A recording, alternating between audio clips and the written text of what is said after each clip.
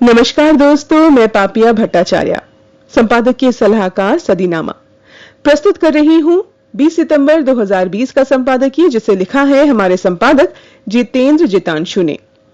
आज के संपादकीय का शीर्षक है तुम ही मोहरी, तुम ही अदालत, तुम ही जज, तुम्हारे यहां नो सुनवाई नहीं चलेगी, नहीं चलेगी। दोस्तों, आधुनिकता के इस अंधे दौर में हम गांधी जी के स्वदेशी अपनाओ के नारे को मानो भूल से गए हैं। फलस्वरूप हमारे हाथ में जो स्मार्टफोन्स है वो विदेशी तो है ही, साथ ही उसमें जो भी हरकतें हो रही है उस पे भी विदेशी कंपनियों की नजर गड़ी है। एक तरह से कहा जाए तो हम अघोषित गुलामी की ओर जा रहे हैं। आज के संपादकीय में हमें ये बताया गया है कि आत्मनिर्भरता के शोर के बीच इंसान किस तरह से मनोविज्ञान और विज्ञान के भंवर में फंसता जा रहा है। साथ ही देश के गोपनीय तथ्य और सुरक्षा कृत्रिम बुद्धिमत्ता की वजह से खतरे में है।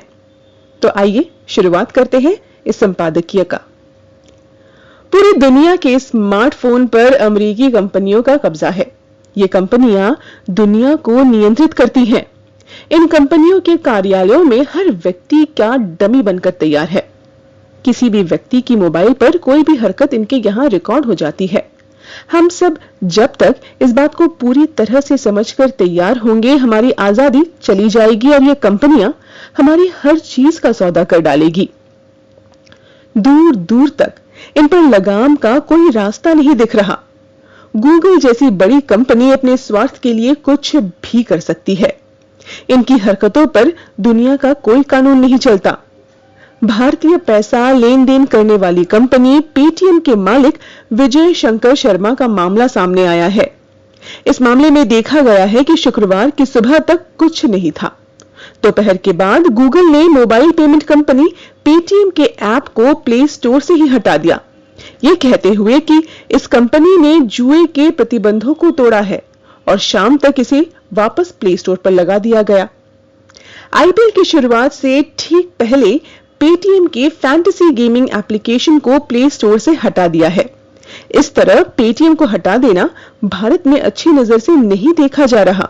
न कंपनी को इस तरह की जानकारी दी गई कि आपके ऐप को क्यों हटाया जा रहा।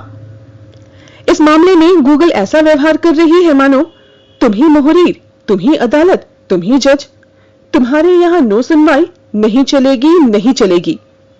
पेटीएम का कहना है कि जिस बात को आधार बनाकर इतना बखेड़ा खड़ा किया गया है, इस तरह के काम दूसरे प्लेटफॉर्म करते हैं, लेकिन उन पर कोई कार्रवाई नहीं।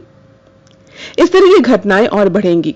अतः दुनिया की सरकारों को एक व्यवस्था बनानी पड़ेगी जिसमें देसी कंपनियों को नुकसान न हो और गूगल जैसी कंपनियों को उन देशों के मुताबिक चलना चाहिए। हमारे चारों तरफ आत्मनिर्भरता का शोर है, इसलिए भी यह जरूरी हो जाता है कि इस क्षेत्र में भी देसी कंपनियों को बढ़ावा मिले। ये कंपनियां जब कुछ खरीद ही नहीं रही, बेच भी नहीं रही, तो विज्ञापन किस बात का लेती हैं?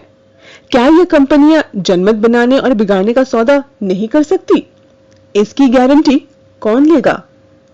मतलब बहुत साफ है। विचार ही और सूचना ही हथियार है जो इन कंपनियों के हाथ लग गए हैं। हम सब इन कंपनियों के मुख्यालयों में बने डमी भर हैं।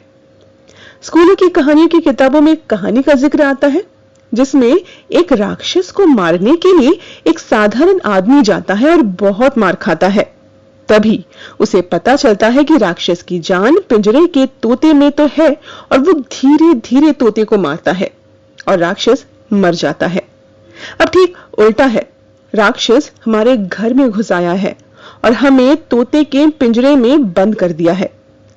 अब ये राक्षस जो चाहेगा हम उसी तरह नाचेंगे, गाएंगे, पसंद और नापसंद चुनेंगे, प्रेम और घृणा फैलाएंगे।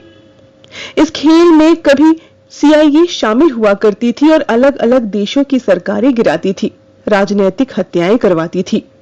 अब इन कंपनियों ने ये सब सहज उपलब्ध करा दिया। चाहे फेसबुक हो, ट्विटर हो, इंस्टाग्राम हो, लिंक्डइन हो, इस खेल में सब शामिल है। ऊपर से तुर्रा ये कि सरकारों को कह रहे हैं कि हम घृणा रोक देंगे, फेक न्यूज रोक देंगे, लेकिन ऐसा कुछ होना ही नहीं है। अब हम मनोविज्ञान और तकनीक के मिले जुले शिकंजे में हैं, जहां कंपनियां तय करेंगी कि हमें करना क्या चाहिए। कभी गंध के आधार पर जासूसी करने वाली जर्मनी भी पीछे छूट गई है।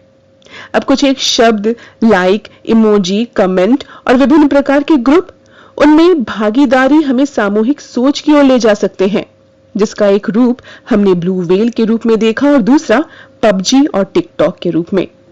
हमें जल्दी से जल्दी सावधान होना चाहिए ताकि हम मानसिक दिवालियेपन से बच सके। आमीन। तो ये था दोस्तों आज का संपादकीय, लेखक जितेंद्र जितांशु। कल एक और विषय के साथ हम वापस मिलेंगे, तब तक के लिए नमस्कार।